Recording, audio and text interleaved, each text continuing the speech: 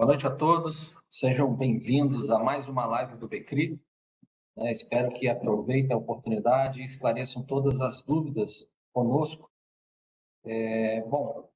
Existe aqui no canto inferior direito, né, uma interrogação e vocês podem encaminhar todas as mensagens, todas as dúvidas, né, para nossa equipe, né, que vai, no final, nós vamos responder a todas as dúvidas.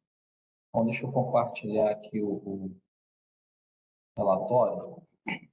Só um segundo, por favor. Está compartilhando? Acredito que sim, né? Beleza. Bom, então, nós vamos passar aqui todo o relatório, né? E depois a gente fala sobre o comentário, né, do mês. Mas aí a gente passa sempre algumas informações que é muito relevante. A primeira delas é aqui o mailing do Becri, né, onde eu convido, né, todos os cotistas, todas as pessoas interessadas em conhecer um pouco mais do fundo, a se cadastrarem, receberem informações que o gestor disponibiliza, né, sobre o fundo de investimento. E esse é um canal que, se a gente não conseguir esclarecer alguma dúvida, se ficar alguma dúvida que, porventura, né, apareça mais depois, fora aqui da live, vocês podem encaminhar que vão ser prontamente respondidas, né, pela nossa equipe. Bom, o segundo ponto que eu acho que é muito importante é justamente essa live, né? Então, a gente sempre faz esse convite, né, para que vocês disponibilizem, né, divulguem, nos ajudem a ter o maior número de participantes possíveis aqui na nossa live, para que a gente consiga, né, ser mais assertivo e alcançar o maior número de investidores, o maior número de pessoas possível, né? Então, tem sempre esse lembrete, esse convite, que acho que é muito importante também a gente falar. E aqui tem um link, né, para as lives anteriores, caso algum cotista, alguma pessoa interessada no fundo queira entender, né?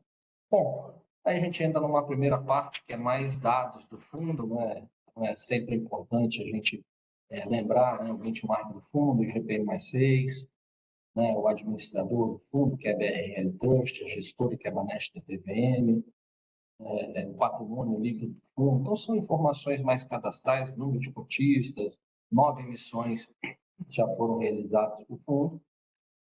E aí a gente entra numa tabela que eu gosto bastante. Eu aumentei aqui, acho que sabe, eu gosto bastante, que é um mini DRE, né, que tem alguns meses, né, e o acumulado no semestre desde o início. Então, são informações que a gente acha que é muito importante estar divulgando, né, que os cotistas deveriam, né, olhar com bastante carinho, porque ali tem as informações, os resultados do fundo, CRI, né, os resultados, onde vem o resultado, né, as despesas que foram, né, realizadas, né, qual foi a distribuição por cota, né, se tem reserva, se não tem reserva. Então, são informações bastante interessantes para o investidor, né? E aqui eu lembro que o número de dias úteis interfere também, né, nos resultados, né? Então, quanto maior o número de dias úteis de um mês, a tendência é que o resultado seja melhor. E quanto menor o número, a tendência é que o resultado, né? Então, se você dividir pelo número de dias úteis, cada uma dessas contas, você vai ter ali uma aproximação interessante de se o fundo, embora tenha dias úteis diferentes de um mês para o outro, mas se o fundo está ali por dia útil gerando com consistência resultados. Então, essa uma observação que eu acho que faz sentido. A gente passa aqui também pela distribuição de rendimentos, né? No mês de setembro, o fundo distribuiu um valor aí de 76 centavos por cota, né? Fazendo um dividend yield de 1,13 líquido de imposto de renda, né? E como benchmark do fundo, né, o IGPM, a gente registra aqui o IGPM no período de 0,60, né, uma variação acumulada de 4,53 em 12 meses. Essa tabela aqui também é bastante interessante, né? Ela tem aqui informações relevantes sobre o patrimônio líquido do fundo, né? Um histórico aí de 12 meses, valor da cota patrimonial, né, a distribuição de rendimentos, distribuição por cota, a cota de mercado do fundo, né, a rentabilidade efetiva. Então, assim, são informações que agregam para a tomada de decisão. Por exemplo, do meu ponto de vista, o fundo ele está operando no mercado secundário com um deságio muito grande em relação ao valor da cota patrimonial.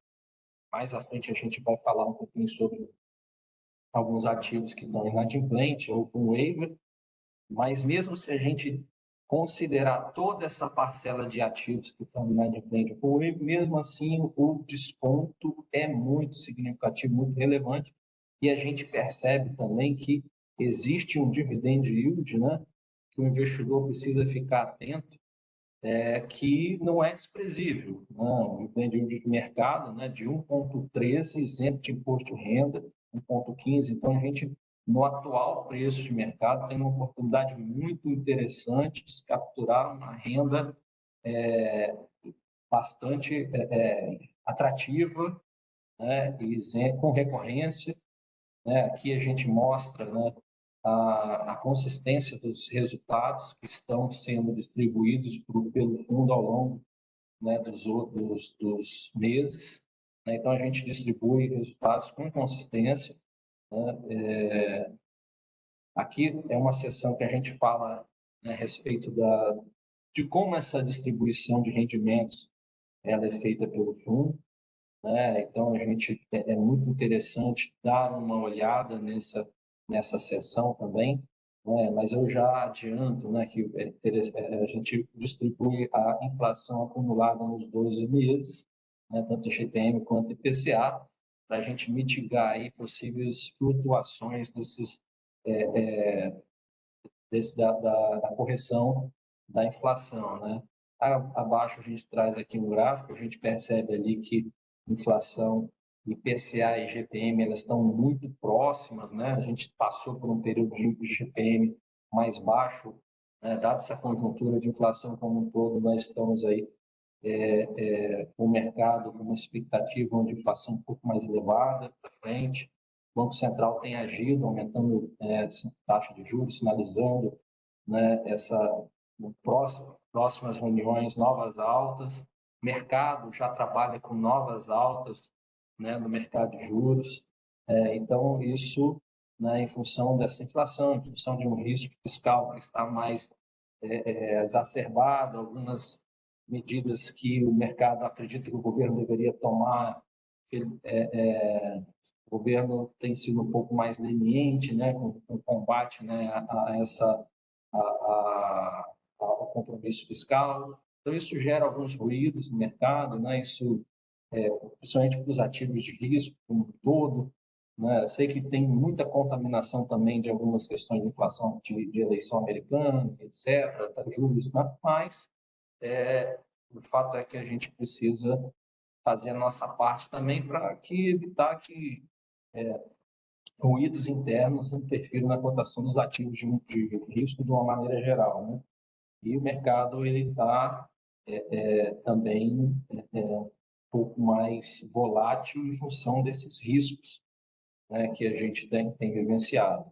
Então, aqui tem uma composição do rendimento também, para que o cotista, o investidor, ele saiba, né, da onde que vem esse rendimento. Uma parte é correção monetária, outra parte é juros. Né? Então, a gente busca ser o mais transparente possível no relatório. E aí a gente entra na composição da carteira do fundo, né?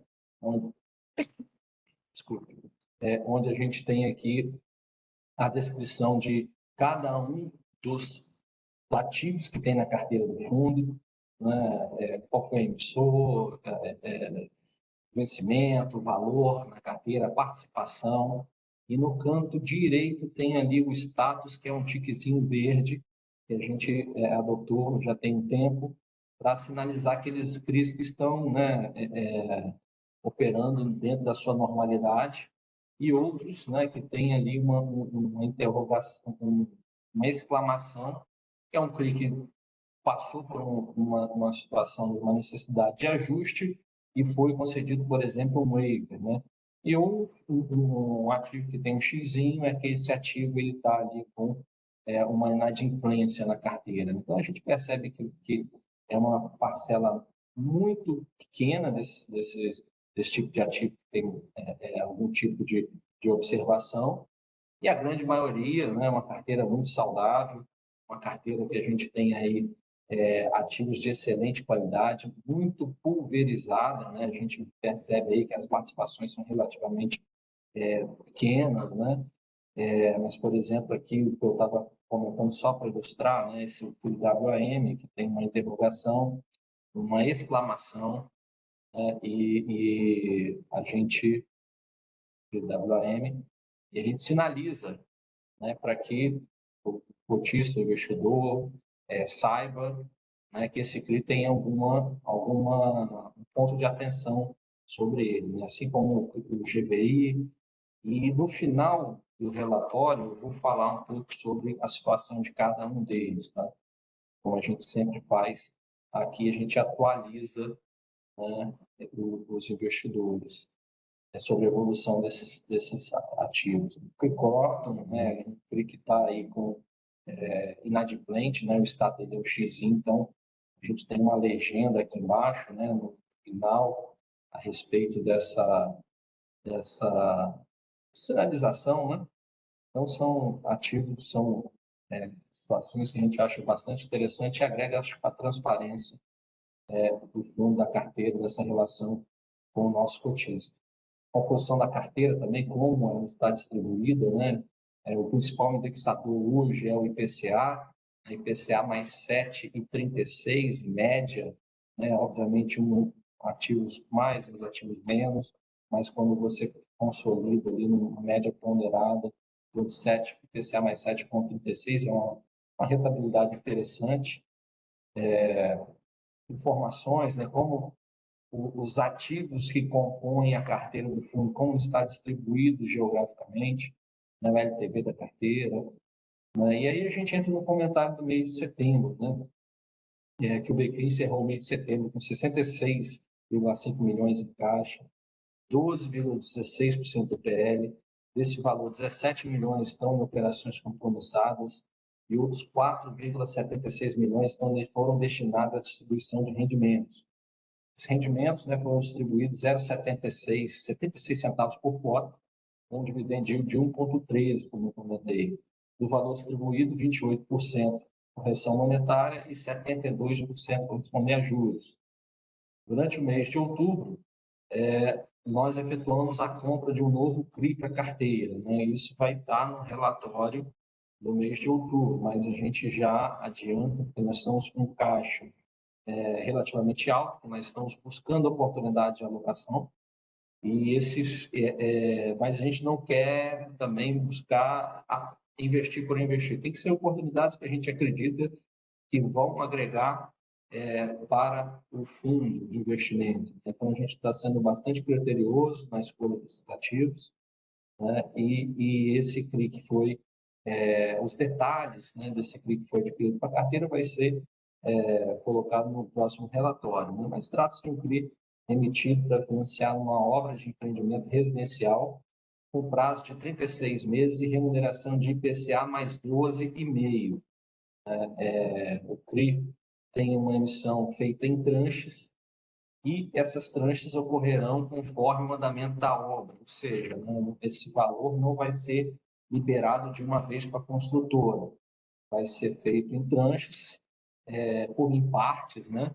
E uma hora, a partir do momento que é liberado um recurso, a construtora, né, desenvolve a obra, é feita a medição dessa obra, do andamento da obra, e se estiver tudo de acordo com os documentos, né, contratados, outra parcela de recursos é liberada, né? Então, isso mitiga, né, riscos, né, de você colocar o dinheiro, né, de uma vez só e você não ter o devido acompanhamento, né, da evolução da obra.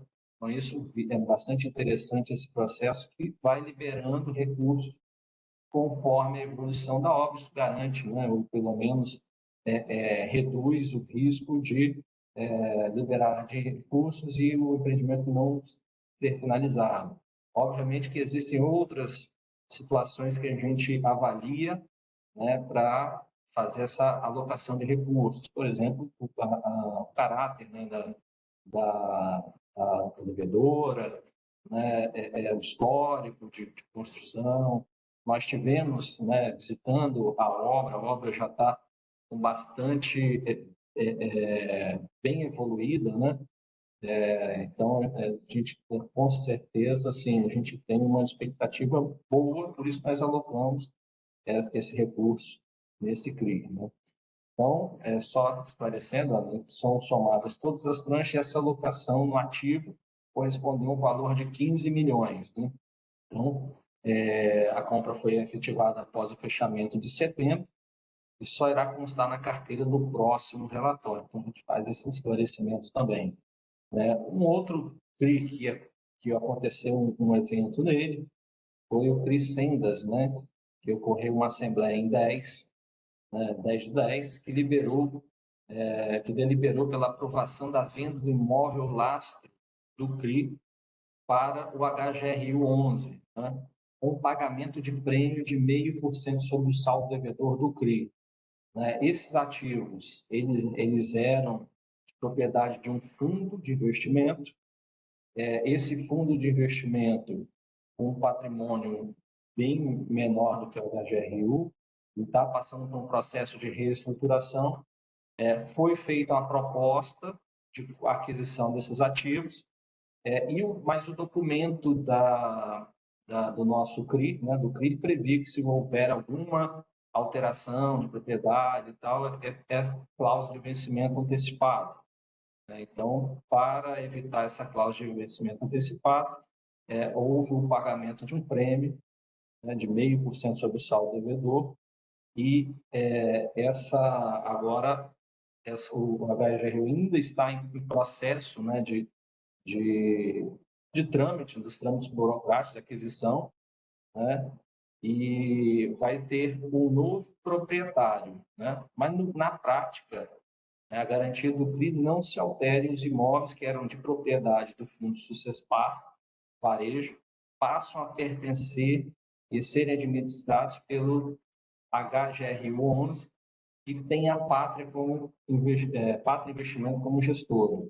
Aí o pagamento do prêmio deve ocorrer assim que a transação for concluída, né? Então, ainda não aconteceu, essa transação não foi concluída, mas é um evento que a gente acha importante destacar, né, para os nossos cotistas.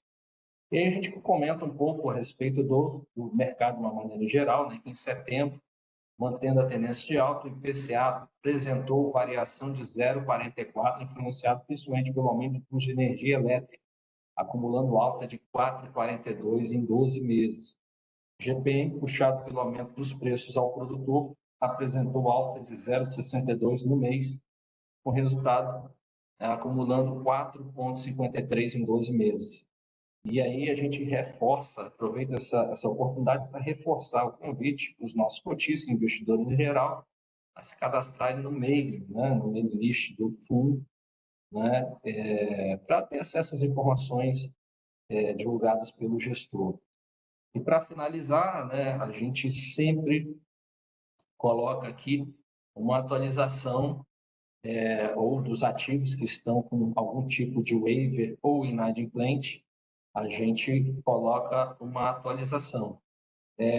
Não é sempre que ocorre essa atualização, né? Mas sempre que acontecer algum evento, algo que possa influenciar, né, a decisão dos investidores, a gente busca refletir aqui no relatório. Então, nós temos esses ativos com algum tipo de waiver ou inadimplente, né? Fica na frente aqui dele, né, a descrição do evento, o peso que eles têm na carteira e o que aconteceu, né? A BR Distribuidora, um processo que está correndo no Tribunal Arbitral, né? O circuito de compras, ele foi concedido um waiver, né, de pagamento de 60% dos juros em 2004, 75% dos juros em 2025, e a partir de 26 ele retorna para 100% dos juros, né? O GVI também foi deliberado a renegociação do ativo, convocado também via uma assembleia, para o pagamento de amortização até dezembro de waiver de amortização até dezembro de 24 e postergação do vencimento para 7 de 2030, julho de 2030, e redução da taxa de juros de 10,5 para 7. E Croton é um CRI que ele também está inadimplente, está em processo de arbitral, né? E nós não temos atualização se esse processo arbitral corre em sigilo, né? O Scanix é um CRI que foi renegociado, voltou a ficar inadimplente, então nós estamos em processo de judicialização em curso. Assim que tivermos novidades, com certeza nós atualizaremos aqui. E o PIWM, né, foi aprovado também a concessão de waiver de pagamento de juros e amortização até janeiro de 2025. Então, a princípio, é isso, né, sobre o relatório, e eu vou parar de compartilhar e ficar à disposição para esclarecer qualquer dúvida. A pergunta aqui é com relação a compromissada com o Banco Votorantim, né? Ele pergunta, ele queria saber com mais detalhe o que significa essa operação compromissada lastreada em CRI. Qual seria o CRI, né? Se você quer que eu fale aqui um pouquinho, que você quer responder.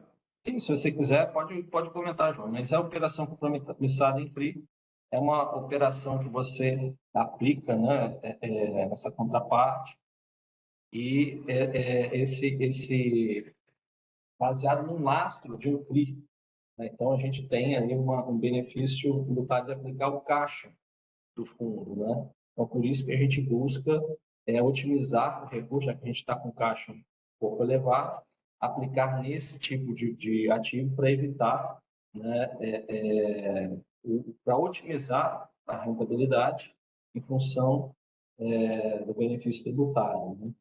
Agora, o CRI, assim, lembra aí, João, é do Votorantim, né? Mas com o Esse CRI, na verdade, assim, ele serve como lastro da operação, né? Na verdade, a devedora da compromissada nossa ali é o Votorantim, né? O BV. sim, o Mas o Votorantim, CRI serve como lastro, né? No caso do BV, né? Do Banco BV, é sim, um default, a gente toma o CRI, né? O CRI é incorporado na carteira do fundo, aqui do BCRI. Esse CRI é um CRI de financiamento ao empreendimento de lajes corporativas em São Paulo, né? É o Parque da Cidade. É um complexo em São Paulo que tem hotel, shopping, né? São lajes corporativas, são várias frentes dentro do mesmo empreendimento, mas ele, nesse caso ali, a princípio, ele é só lastro da operação, né? O é, devedor é o é Banco uma BV. garantia se o banco Votorantim não honrar com seus compromissos, né? Mas não é longe disso, né? Não é nenhuma. Mas se acontecer, né, um evento desse, nós ficaríamos com o CRI, né? Exato, Tem exato. essa pegada que o João comentou. Então, mas é mais uma garantia adicional. Mas o objetivo da operação é justamente otimizar o recurso disponível em caixa, né, como pagando menos imposto de renda nessa aplicação. A Aí, pergunta que tem aqui é com relação ao CRI, o Crescendas, né, que a gente comentou no relatório. A pessoa pergunta se agora ele vai fazer parte do HGRU. Aliás, perdão. Agora que ele vai fazer parte do HGRU, se esse CRI vai ser liquidado, né? Não, não, não foi esse o caso. é, não vai ser liquidado, né? Na verdade, o que aconteceu foi uma mudança de propriedade. Deixou de ser do SPVJ11 e passou a ser de propriedade do HGRU 11, mas o CRI permanece, né? Então, ele vai continuar gerando fluxo como se assim, nada tivesse acontecido, demais, né? Porque mudou o proprietário, mas é um proprietário mais robusto, né? Que você tem uma envergadura maior, né? como proprietário. Mas, para nós, de uma maneira geral, mais prática, não muda muita coisa. O CRI continua como hoje ele já continuaria, por exemplo. Uma pergunta aqui em relação ao novo CRI que a gente comprou, quando é que ele começa a gerar fluxo de receita para o BCRI? Então, ele começa a gerar fluxo, né, a partir desse mês, entrou na carteira, já começa a gerar Já está fluxo. rentabilizando. Assim, na proporção que a gente aportou, né? A gente fez o primeiro aporte da primeira tranche. Ao todo a gente vai comprar 15 milhões, mas a princípio ele está rentabilizando em cima de 4, que foi o que a gente o primeiro aporte que a gente fez.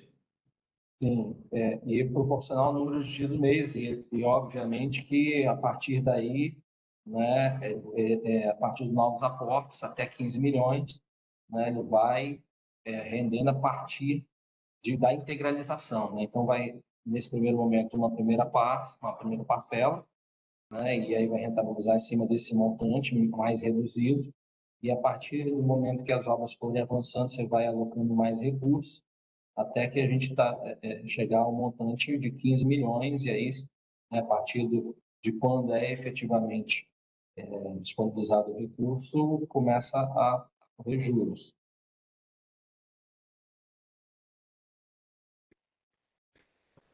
Perguntas aqui, não sei se você quer fazer mais algum outro comentário. Todas as perguntas foram respondidas.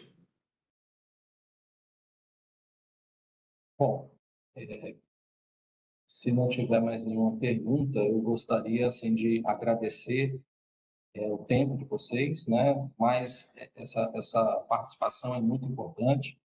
Falar que nós estamos aqui à disposição para esclarecer qualquer dúvida, se algo ficou pendente ou se aparecer uma dúvida futura, é só mandar um e-mail para gestãodtvm@banestes.com.br, que a nossa equipe vai responder a todas as dúvidas, com certeza.